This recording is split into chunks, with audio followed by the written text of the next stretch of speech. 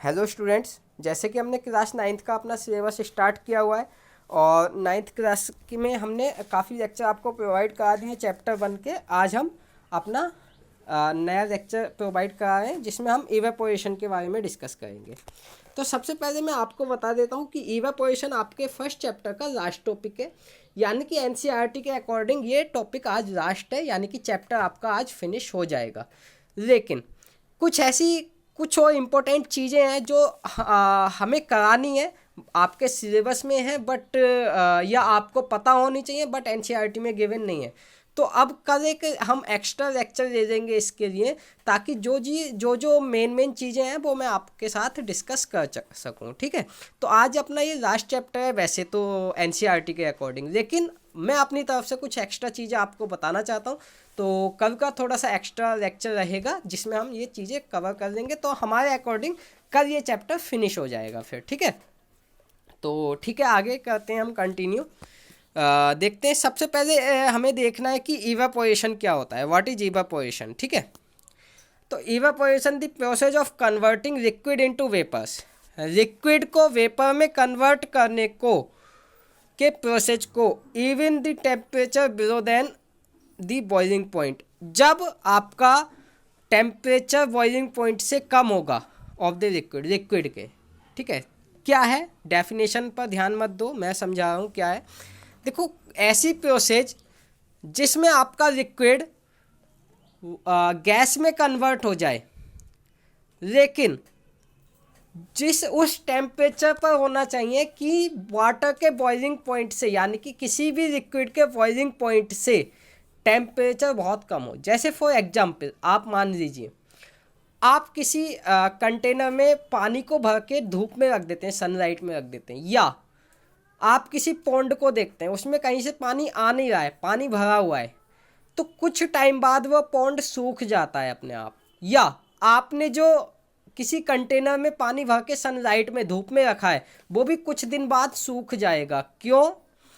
उसका रीज़न ये होता है कि वो धीरे धीरे सनलाइट की गर्मी की वजह से गैस में कन्वर्ट होता रहता है और वहाँ से रिमूव होता रहता है, समझ रहे हो। लेकिन अगर हम देखें तो धूप का टेम्परेचर यानी कि सनलाइट का टेम्परेचर इतना नहीं होता जितना हमारे वाटर का बॉइलिंग पॉइंट होता है। इसका मतलब क्या है कि भाई हमारा जो वाटर बॉइल हुआ है, यानी कि जो वेपर में कन्वर्ट हुआ है, वो बॉइलिंग पॉइंट पर तो नहीं हुआ है, उससे कम पर ही हुआ है। क्यों? क्योंकि कभी इतना टेम्परेचर पहुंचा ही नहीं। अगर इतना टेम्परेचर पहुंच जाएगा तो हमारे रहने लायक ही नहीं रहेगी अर्थ। तो इतना टेम्परेचर तो कभी पहुंचा नहीं, क्योंकि वाटर का टेम्परेचर कितना होता है, 100 डिग्री सेल्सियस होना चाहिए बॉइल होने के लिए बॉइलिंग पॉइंट पर। इतना तो कभी नहीं पहुंचा। मैक्स टू मैक्स पहुंचता है तो हमारा 45-50 तक पहुंचता है यहाँ पर, है ना, दिल्ली एनसीआर और यूपी वगैरह में। तो 45 से ऊपर तो 50 या 45 से ऊपर तो कभी जाता ही नहीं है। तो हम क्या बोलेंगे कि जो टेम्परेचर, जो वाटर हमारा वेपर में कन्वर्ट हुआ है वो बिलो देन बॉइलिंग पॉइंट हुआ है, और इस प्रोसेस को ही क्या बोला जाता है, एवापोरेशन। यानी कि मैं इसको दोबारा से एक्सप्लेन करूँ तो मैं ऐसा कह सकता हूँ कि आपका जो process of converting of liquid into gases below than the at the temperature below than the boiling point is known as evaporation। यानी कि बॉइलिंग पॉइंट से कम टेम्परेचर पर अगर आपका लिक्विड गैस में कन्वर्ट हो रहा है तो उसको हम evaporation बोलते हैं। एक बार दोबारा बता रहा हूँ, अगर आपका liquid below than boiling point temperature पर लिक्विड से गैस में कन्वर्ट हो रहा है तो उस प्रोसेस को क्या बोलेंगे, इवापोरेशन बोलेंगे। ठीक है, कोई दिक्कत? अच्छा, अगर आप at the above of temperature boiling point से ऊपर टेम्परेचर पर हीट करा दो तो उसको हम बोलते हैं बॉइलिंग या वेपोराइजेशन। वो इवापोरेशन नहीं होगा। इवापोरेशन क्या होता है, लिक्विड का गैस में कन्वर्ट होना। कब? जब temperature below than boiling point हो। ठीक है, जैसे वाटर इवापोरेटेड इन सनलाइट, जैसे आप पानी को रख दो सनलाइट में तो वो धीरे धीरे गैस में कन्वर्ट हो जाएगा, तो उसको क्या बोलते हैं, इवापोरेशन बोलते हैं। ठीक है, कुछ फैक्टर्स हैं कि इवापोरेशन कब तेज होगा कब कम होगा, यानी कि हम कहें कि इवापोरेशन कब ज़्यादा होगा कब कम होगा, तो वो हमें बताना है। ठीक है, तो पहला है आपका surface evaporation increases if the surface area of the water is large. मैंने आपको बताया, आप एक कंटेनर में पानी को भर के रखें, वो धीरे धीरे सूखता चला जाएगा, ठीक है। अब आप दो काम कीजिए,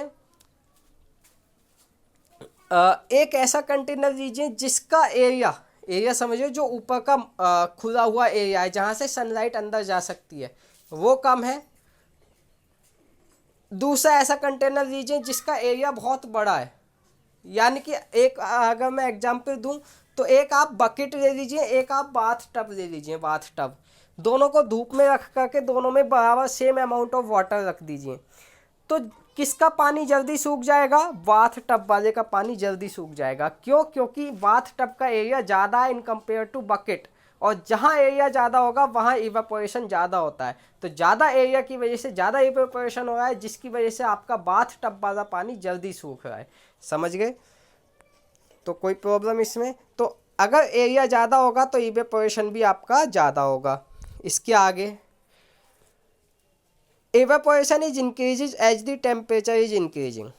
इवेपोरेशन इंक्रीज होता है जैसे जैसे आपका सराउंडिंग का टेम्परेचर इंक्रीज होगा। समझो भाई, आप धूप में पानी को रखो तो धूप जितनी तेज निकलेगी पानी उतनी जल्दी सूख जाएगा। क्यों?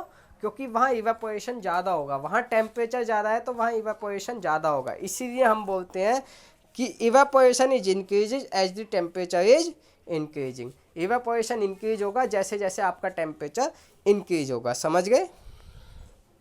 क्यों होता है ऐसा? क्योंकि जो टेम्परेचर है वो आपकी काइनेटिक एनर्जी को बढ़ा देता है, जो वाटर के मॉलिक्यूल्स की काइनेटिक एनर्जी को बढ़ा देता है, ठीक है। अगर इससे आगे हम बात करें, evaporation is decreases as humidity in the environment is increases. Humidity क्या होगी? ह्यूमिडिटी डिक्रीज हो जाती है, जैसे जैसे ह्यूमिडिटी इंक्रीज होगी, ह्यूमिडिटी मतलब नमी, जैसे जैसे ह्यूमिडिटी इंक्रीज होगी इवेपोरेशन डिक्रीज होता है। क्यों? क्योंकि मान लीजिए इवेपोरेशन में हमें लिक्विड को गैस में कन्वर्ट करना है, तो अगर हमारे एनवायरनमेंट में ह्यूमिडिटी ज़्यादा है तो इसका मतलब हमारी जो एयर है, एयर में लिक्विड ऑलरेडी, वाटर ऑलरेडी मिला हुआ है, तो जो लिक्विड आपका इवेपोरेट होता, वो इवेपोरेट होकर एयर में मिक्स होता, वो अब एयर में मिक्स नहीं होगा। क्यों नहीं होगा? ड्यू टू पहले से ही एयर के अंदर वाटर है और ज़्यादा वाटर मिक्स नहीं हो सकता। तो ह्यूमिडिटी जो है आपका इवेपोरेशन को डिक्रीज कर देती है, ठीक है। तो ये तीन फैक्टर्स हो गए इवेपोरेशन के। इसके आगे अगर हम बात करें cooling of evaporation, cooling effect of evaporation, यानी कि जहाँ भी इवेपोरेशन होगा वहाँ आपको कूलिंग यानी कि ठंडाई मिलेगी। समझो, आप अपने हाथ पर एसीटोन रख लीजिए, एसीटोन बहुत जल्दी इवेपोरेट हो जाता है। तो अगर आपने अपने हाथ पर एसीटोन रखा और वो इवेपोरेट हो गया तो आपको आपके हाथ पर ऐसा लगेगा बहुत ठंड, बहुत कूलिंग का एहसास होगा, आपको कूलिंग वाली फीलिंग आएगी, ठीक है, हाथ पर। तो यही रीज़न है कि जहाँ इवेपोरेशन होता है वहाँ कूलिंग इफेक्ट होता है। क्यों होता है अब देखते हैं क्या है। व्हेन अ लिक्विड इवेपोरेट्स, जब लिक्विड इवेपोरेट्स होता है, it drawers the energy from the liquid, ये एनर्जी दे देता है। भाई अगर कोई चीज़ इवेपोरेट हो रही है तो वो क्या होती है? एनर्जी देती है। जैसे आपने अपने हाथ पर एसीटोन को रखा, तो एसीटोन जो होगा, एसीटोन इवेपोरेट,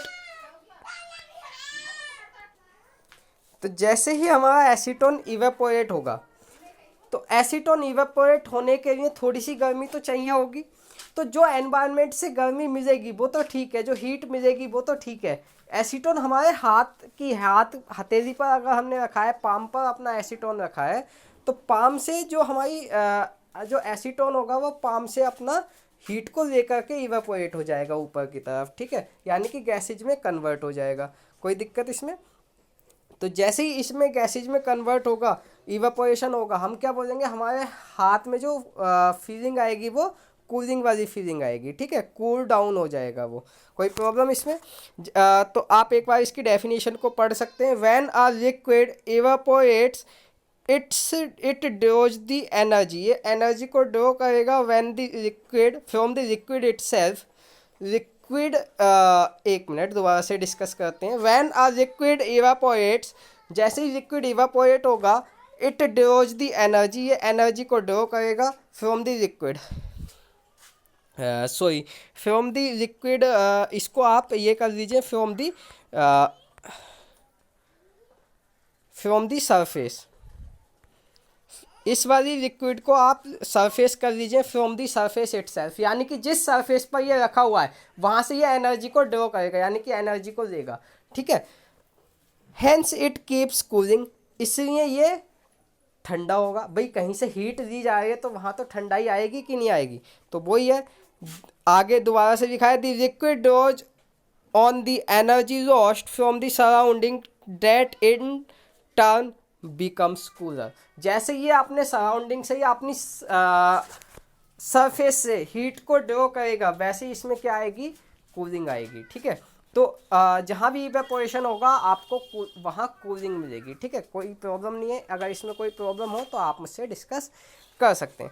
तो आज हमने अपना इवेपोरेशन कंटिन्यू कर लिया है, सॉरी इवेपोरेशन कंप्लीट कर चुके हैं। इवेपोरेशन में मुझे नहीं लगता अब आपको कोई डाउट होना चाहिए, लेकिन फिर भी कोई डाउट है तो आप मुझसे डिस्कस कर सकते हैं, ठीक है। कल मैंने सब्लिमेशन डिस्कस किया था, शायद आपको सब्लिमेशन समझ आया होगा, अगर समझ नहीं आया है तो आप मुझसे डिस्कस कर सकते हैं, ठीक है। So okay, thank you.